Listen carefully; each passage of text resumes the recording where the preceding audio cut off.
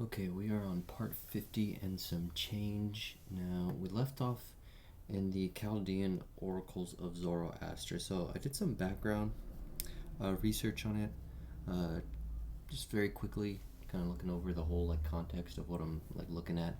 And so when they're saying Chaldean oracles of Zoroaster, it's not. It's a very confusing context because those words that they're using at that time are very different um, than how we're defining those terms today. So Chaldean refers to the land in Babylonia, but a Chaldean is also another term back then, especially for like a magician or a magi or like a high priest of some sort who has like ancient knowledge of that sort. And so also when they're saying Zoroaster, they're not referring to Zarathustra or Zaklosh and his teaching. Well, they are technically, but they're referring to like the region in that land and the teachings of those of that region specifically. So it's more of like a historical um, type of like region rather than like an actual person. Although it is an actual person, it's just talking about you know the magi of that region. So we're taking a look at like a lot of kind of like mystical stuff. I like to call it like kind of like metaphysics type of stuff. It doesn't really I have a lot of trouble with. So I'll try to be more like I'll try to think about it a little bit more because look what I'll show you what I pulled up with the AI right here. So I was just kind of asking it about what we're looking at, and it's just kind of like saying that this was written by a Roman author and that this text is kind of seen as like a veneration to these people in these lands, so to speak, and referring to how the astrology that we have comes from apparently it comes from Zoroaster. So I mean that could be true. It could even very well predate the Egyptians. It's all speculation until we can find conclusions of what people are saying and just keep comparing and contrasting. Being like, okay, this is what this guy said, and then this is what this guy said. So here is what I think it was it actually says here I think who we're reading from, and that's Julian the Chaldean, I think, and he was from Syria or something like that. I think that's the person who wrote this, but in any case, let's continue. So, the Father begotten light, for he alone, having gathered from the strength of the Father, the flower of mind has the power of understanding, the paternal mind, to instill into all fountains and principles the power of understanding and of always remaining in a ceaseless revolution. Okay. All fountains and principles whirl round and always remain in a ceaseless revolution. The principles which have understood the intelligible works of the Father, he has clothed in sensible works and bodies, being the intermediate link standing to communicate between the Father and matter, rendering apparent images of unapparent natures, and inscribing the unapparent in the apparent frame of the world.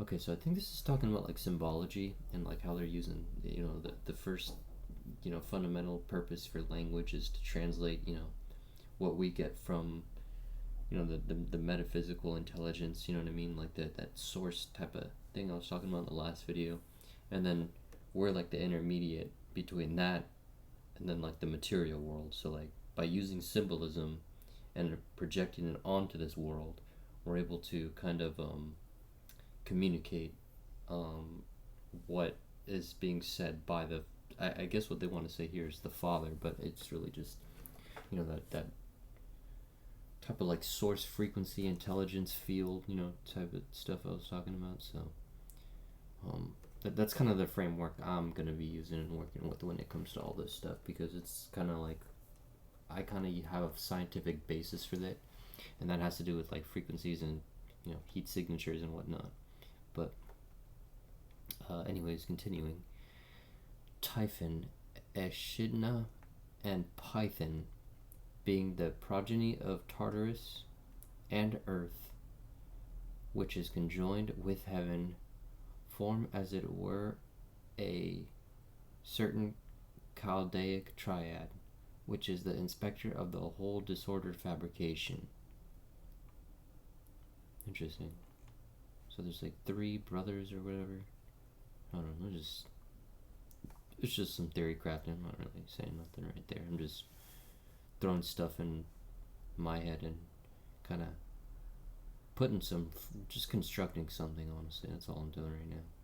So, irrational demons derive their subsistence from the aerial rulers, wherefore the oracle says, being the charioteer of the aerial, terrestrial, and aquatic dogs.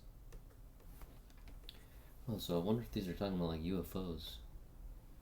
Because whenever they talk about like a chariot of God, I think that has to do with like what they call is like the UFO or like that like, super craft. But there's a lot of speculation on what it is.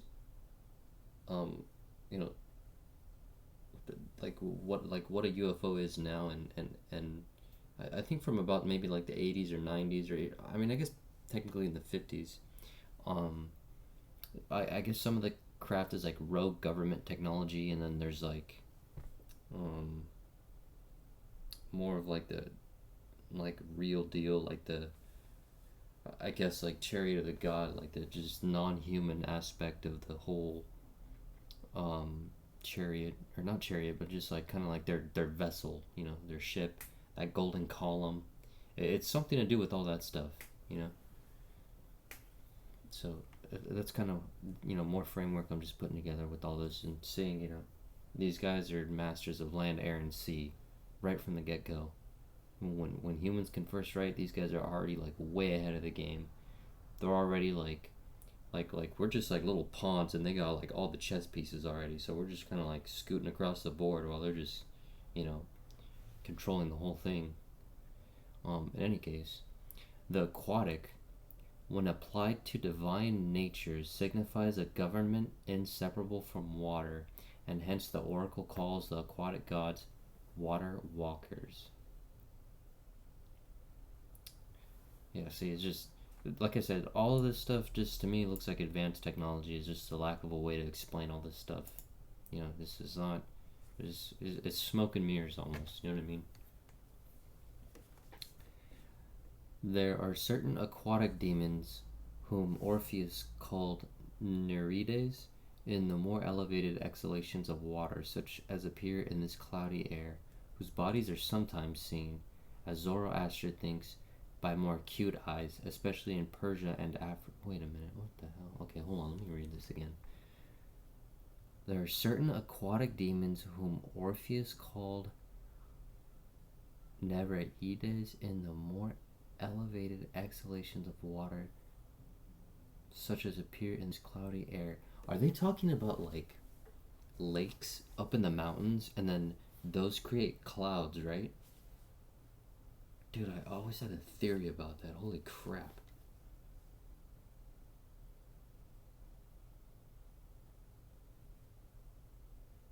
What the hell? Alright.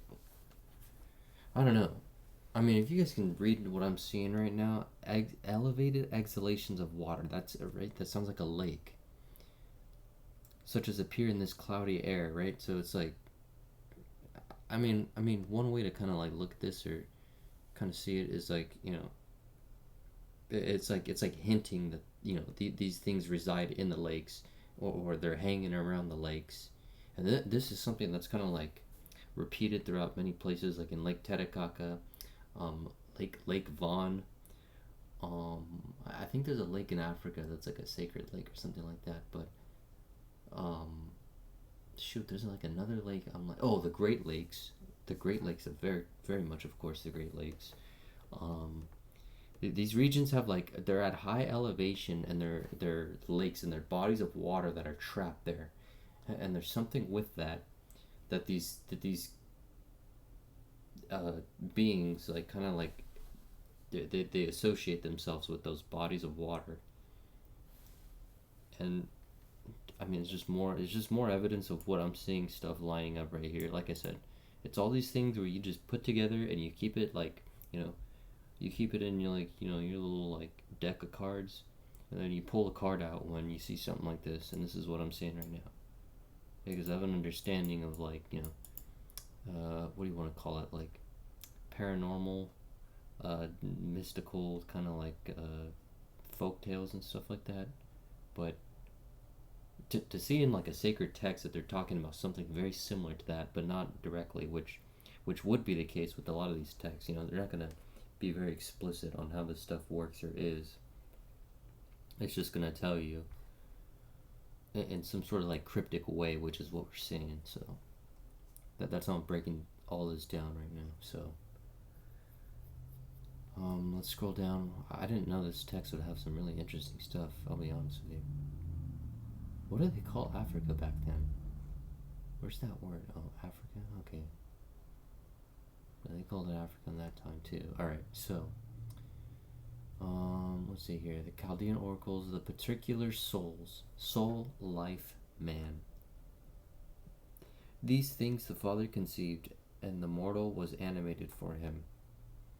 For the Father of gods and men placed the mind in soul, but the body he placed you. The paternal mind has sewed symbols in the souls. Having mingled the vital spark from two according substances, mind and divine spirit, as a third to these he added holy love, the venerable charioteer of uniting all things, soul with profound love. The soul of men will in a manner clasp God to herself. Having nothing mortal, she is wholly inebriated from God, for she glories in the harmony under which the mortal body... Oh, what the heck? Oh, exists. Sorry, I didn't read that last word down there. Okay. I was like, the sentence just kind of cuts off. The more powerful souls perceive truth through themselves and are more of an inventive nature. Such souls are saved through their own strength, according to the oracle. Alright, well, that's an interesting quote. The soul, or what is it? The powerful souls perceive truth through themselves. So that's all. That's saying, always look within. The truth is within yourself, and it is kind of true. When you're really looking for this stuff, it's all about that deck of, you end up getting like a stack of cards, right? Of all these little flashcards of like what the truth is and how you compare and contrast it, and then you start, throwing cards away, and you'll pick up some new cards, and then, oh, these two cards are like the same, suit, so just rock it. Maybe get a flush out of it, Any case, there's just less analogies. Let's continue. The oracle says, sending souls sing a paean. I don't know what a paean is, honestly. Of all souls, those certainly are superlatively blessed, which are poured forth from heaven to earth, and they are happy, and have ineffable stamina, as many as proceed from thy splendid self, O King, or from Jove himself, under the strong necessities of Mythos. Who's Mythos? Who's Yahweh talking to? Who's this guy? Who's Mythos? I don't know who that is. Alright, well, the souls of those who quit the body violently most pure, the ungirders of the soul, which give her breathing, are easy to be loosed. For though you see this soul manumitted, the Father sends another, that the number may be complete. I wonder what... I don't know what manumitted... No, let me look that up real quick. I don't know what manumitted means. I want to say emitted, but I don't really know what it means, honestly. To release from slavery or set free. So I guess it's kind of like emitting, but it's more so like just kind of releasing. So for though you see this soul freed, right?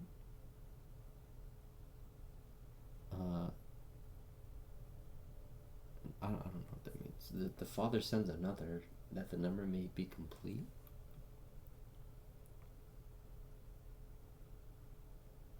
I don't know, he sends like another slave down? I don't really know.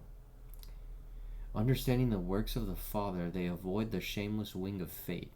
They are placed in God, drawing strong torches, descending from the Father, from which, as they descend, the soul gathers of the imperial fruits of the soul-nourishing flower.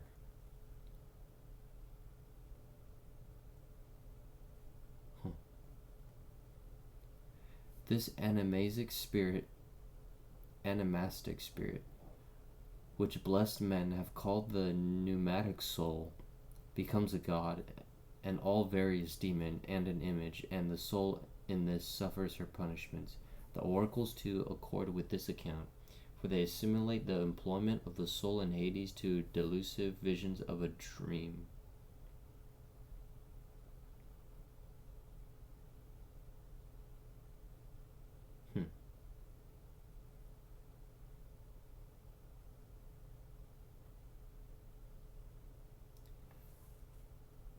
Is it saying that, like, these frequency spirits can manifest themselves and like kind of like mess with other people's like,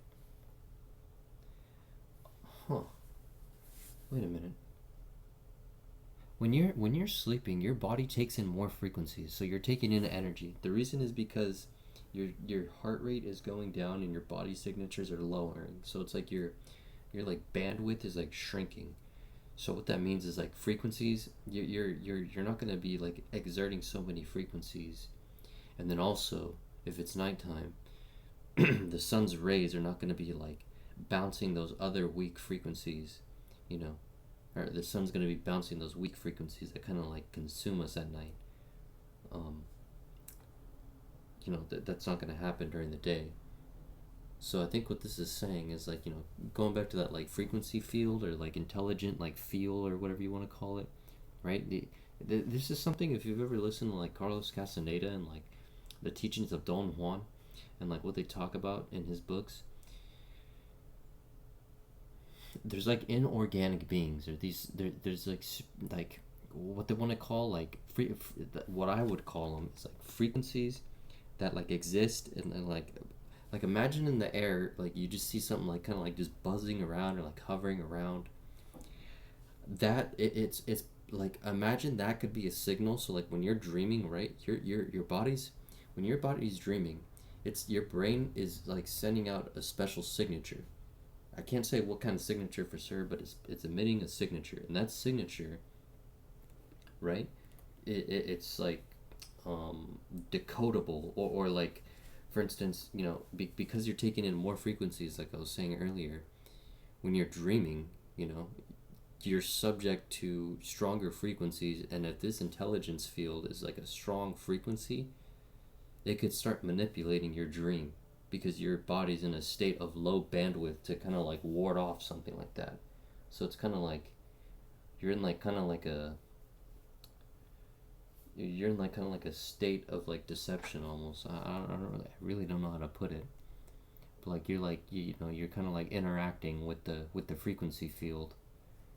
But like some of these can manifest themselves, and then it becomes like a god thing, or it's something so like, it's a different way of science, and we don't look at this type of way of this world at all. Like we don't look at the world this way, like, to one bit. I think it's just because it's not very objective in its purpose, or possibly there's some sort of other type of advanced technology tree that comes about with all this. So I don't really know for sure, honestly, that they don't want us to have. So like a technology tree that we can achieve knowing all this stuff, and then kind of messing with it or having a public science for it can achieve a different technology tree maybe that they don't want, and they've seen it before. But I mean, it's just all speculation, of course. But let's continue. So one life with another, from the distributed channels, passing from above through the opposite part, through the center of the earth, and the fifth, the middle, another fiery channel, where the life-beaming fire descends as far as the material channels. Dude, what is up with these, like, freaking, like, fiery pillars, man? This is, like, the third account of this thing in the book. I mean, there's obviously, like, the whole, like, Exodus thing, right? And then, like, God coming down on, like, a fiery pillar or whatever. And then, dude, like, what? And then, like, the adventure logs of Hanno, the Carthaginian dude, like, him going into, like, the southern parts of Africa, seeing those freaking flame pillars. And then here again, you know, it's talking about these fiery channels where light, it says here, life beaming fire descends as far as the material channels. Like, I don't know, dude. Something's like, something's very odd. I can't even imagine, dude, man. Most of us don't even know what's out there in this world. I'm telling you guys. You guys think I'm kidding, but look how much, like, you guys, like, spend in the city. You guys don't even spend any time. You guys spend, like, 0 time in your life out in the, like, wilderness. You know, I'd say about, like, 98% of you have never gone to, like an official wilderness and gone, like, just doing stuff out there. I mean, it's like no man's land over there, you know? Who knows? I mean, honestly, who knows what's out there? I'm dead serious. So, alright, let's continue more. Moisture is a symbol of life, hence Plato and the gods before Plato call it the soul, and at one time the liquid of the whole of vivification, and at another time a certain fountain of it. O man of daring nature, thou subtle production, for thy vessel the beasts of the earth shall inhabit.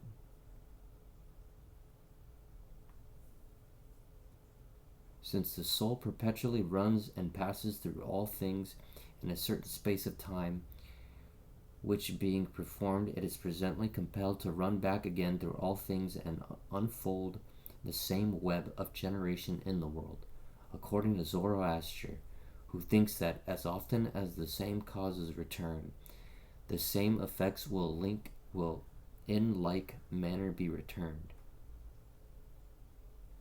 According to Zoroaster, in us the ethereal vestment of the soul perpetually revolves.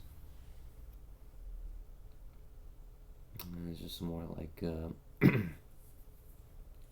vagueness, ambiguity, so to speak. Alright. The oracles delivered by the gods celebrate the essential fountain of every soul, the empyrean, the ethereal, and the material. This fountain they separate from the whole vivic goddess, from whom also suspending the whole of fate, they make 2 series, the one animastic or belonging to the soul, and the other belonging to fate. They assert that the soul is derived from the animastic series, but that sometimes it becomes subservient to fate. When passing into a rational condition of being, it becomes subject to fate instead of providence.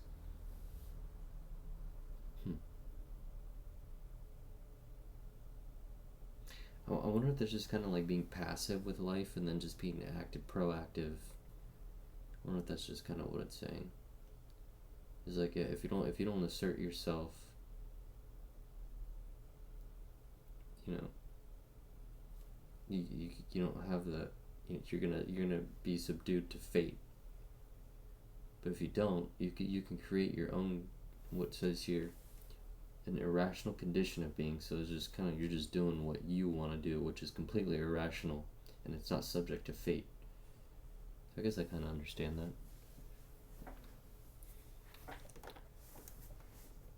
It's kind of like what I was saying just right about now, you know. We're all in these cities, right, and we all live by this social contract, and, you know, that's kind of like a subject to fate. But if you want to go on your own, you know, go to the wilderness, go make your own tools, go make your own arsenals, go make your own, you know, provisions and whatnot, and you'll be an irrational condition of being. You'll be like a a Unabomber almost, you know? I'm just kidding, don't do that. Alright, so this is matter, the world and nature, the matrix containing all things, holy division and indivisible. Thence abundantly springs forth the generation of multifarious matter. These frame indivisibles and sensibles and corporiforms and things destined to matter. The fontal nymphs and all the aquatic spirits and the terrestrial, aerial, and glittering recesses are the lunar riders and rulers of all matter, of the celestial, the starry, and that which lies in the abysses. Evil, according to the oracle, is more frail than non-entity. We learn that matter pervades the whole world, as the gods also assert. All divine natures are incorporeal, but bodies are bound in them for your sakes. Bodies are not being able to contain incorporeals by reason of the corporeal nature in which you are concentrated. For the paternal self-begotten mind, understanding his works, sewed in all the fiery bond of love, that all things might continue loving for an infinite time, that the connected series of things might intellectually remain in all the light of the Father, that the elements of the world might continue their course in love. The Maker who, self-operating, framed the world, and there was another mess of fire. All these things he produced self-operating, that the body of the world might be conglobed, that the world might be manifest and not appear membranous. For he assimilates himself, professing to cast around him the form of the images. For it is an imitation of mind, but that which is fabricated has something of body, but projecting into the world, through the rapid menace of the Father, the venerable name with a sleepless revolution. The ethers of the elements therefore are there. The oracles assert that the impression of characters and of other divine visions appear in the ether. In this, the things without figure are figured, the ineffable and effable impressions of the world, and the light-hating world, and the winding currents under which many are drawn down. He makes the whole world of fire, water, and earth, and all nourishing ether, placing the earth in the middle, but water in the cavities of the earth, and air above these. He fixed a great multitude of inerratic stars, not by a laborious and evil tension, but with the stability void of wandering, forcing the fire to the fire. For the Father congregated the seven firmaments of the world, circumscribing the heaven with a convex figure. What in the flat earth am I reading? He constituted a septenary of erratic animals. Those are planets. Suspending their disorder in well-disposed zones. He made them 6 in number, and for the 7th he cast it into the midst, the fire of the sun, the center from which all which say soever are equal, and that the swift sun may come as usual about the center. Oh, okay. What the heck? Eagerly urging itself towards the center of resounding light, and the great sun and the bright moon. For his hairs appear like the rays of light, ending in a sharp point, and of the solar circles, and of the lunar clashings, and of the aerial recesses, the melody of the ether, and of the sun, and of the passages of the moon, and of the air. The most mystic of discourses inform us that the wholeness of him, the sun, is in the supermundane orders, for there a solar world and a total light subsist, as the oracles of the Chaldaeans affirm. The more true sun measures all things by time, being truly a time of time, according to the oracle of gods concerning it. The disk of the sun is carried into the starlets much above the inerratic sphere, and hence he is not in the middle of the planets, but of the three worlds according to the telistic hypothesis. What the heck? Okay, hold on, let me just put this in like first gear. The disk of the sun is carried in the starless much above the innervatic sphere, and hence he is not in the middle of the planets,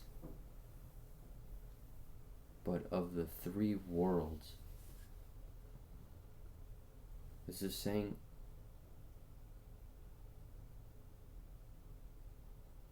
okay, so there's the sun, Mercury, Venus, Earth, Mars, right? So the third, is that what this is saying?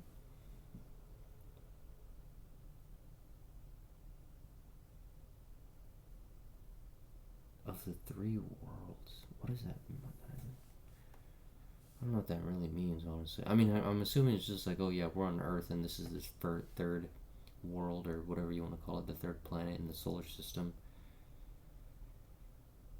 The sun is a fire, the channel of fire, and the dispenser of fire. Hence Cronus, the sun assessor, beholding the pure pole. The ethereal course and the vast motion of the moon, and the aerial fluxes. O ether, sun, spirit of the moon, leaders of the air, and the wide air, the lunar course, and the pole of the sun. For the goddess brings forth the great sun and the bright moon. She collects it, receiving the melody of the ether and of the sun and of the moon and of whatsoever things are contained in the air. Unwearied nature rules over the worlds and works, that heaven drawing downward might run an eternal course, and that the other periods of the sun, moon, seasons, night, and day might be accomplished.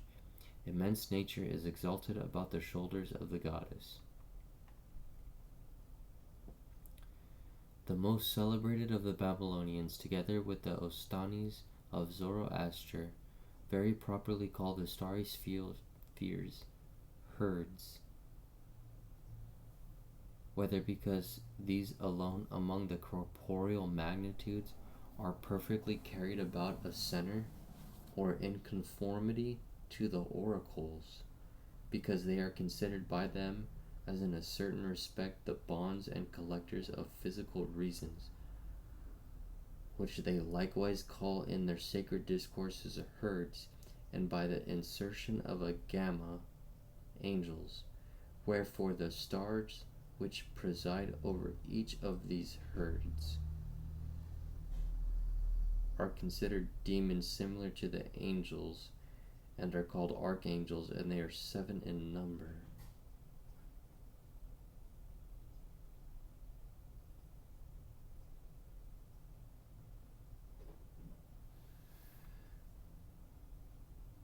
So they're calling these planets, but they call them herds. Huh, okay. So I think they're calling the planets herds, right? So the way they were saying this back then, they were herds,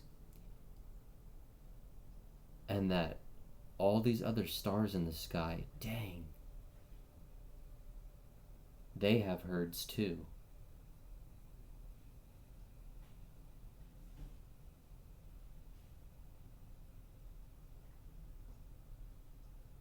Yeah.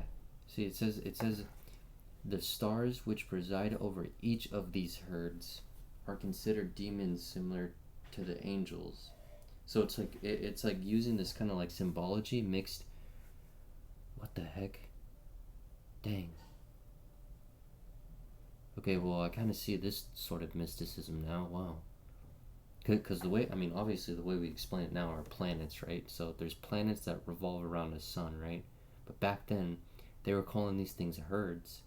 They were calling the planets herds, and they would explain it so that the stars were like the sun, but not the sun that we know, and that the herds are the planets, and that they herd to the sun.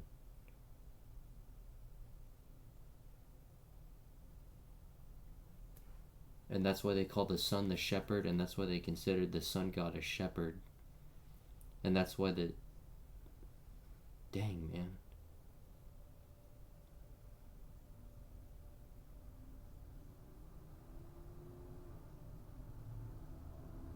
I'm blown away. This is actually incredible. I never really thought they were saying this type of stuff back then, but it makes complete sense. That's crazy. They were explaining how planets revolve around the sun back then, but they would explain it as herding, herding livestock and whatnot.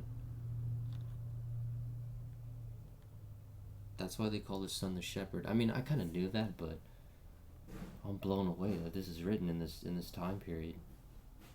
Man, that is absolutely crazy. Alright, I'm going to read the last thing, and then in the next video we'll leave off right here. So Zoroaster calls the congruities of material forms to the reasons of the soul of the world, divine allurements. And I don't really know what that last sentence even really is talking about, but we'll leave off right here. And the magical and philosophical precepts of whom? I don't know, but we'll leave off here.